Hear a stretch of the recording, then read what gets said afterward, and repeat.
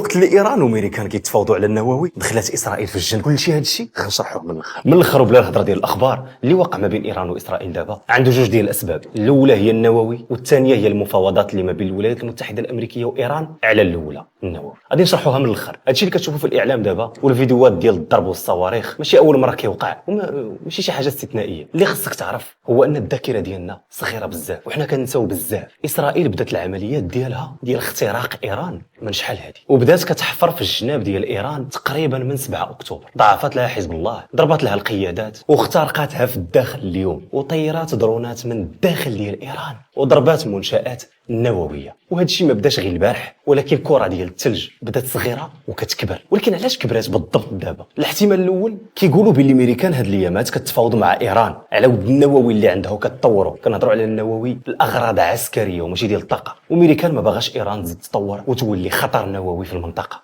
وخصوصا على اسرائيل. اللي وقع بيد ما هادو جالسين كيتفاوضوا ايران وامريكان. انتم عارفين في المفاوضات ديما خص تكون ورقه ضاغطه. اسرائيل بعد غير شي ايامات قررت انها تضرب المنشآت النوويه، وخصوصا اللي فيها البحث العلمي والعلماء ديال ايران، زائد القاده العسكريين الكبار اللي عند ايران واللي عندهم معلومات خطيره وريوس كبار في التسليح النووي ديال ايران.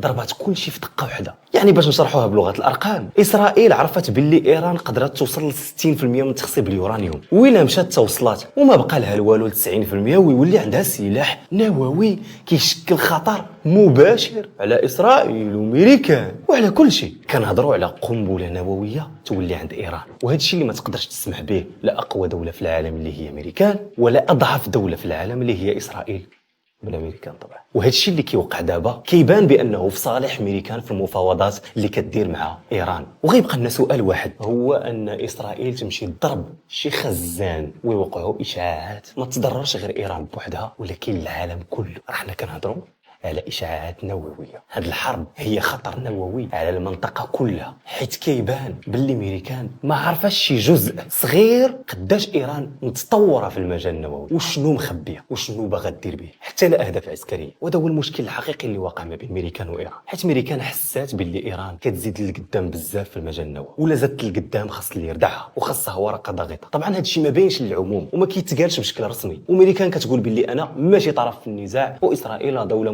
مستقله كتضرب ايران وكتدافع على راسها. غير هو ما يمكنش نغفلوا ان كاين احتمال كبير ان امريكان كتخدم اسرائيل كورقه ضاغطه على ايران دابا. وهذا الشيء اللي غادي نعرفوه في المفاوضات الجايه ما بين امريكان وايران، وهذا الشيء اللي من الاخر واقع ما بين ايران واسرائيل. وطبعا هذا الشيء ما درناش باش نقول لك دير لي لايك وكومونتيو، حيت هذا الشيء مرتبط بالاختيارات ديالك. بالنسبه لي اهم حاجه هي تبارطاجي الفيديو باش تبارطاجي المعلومه.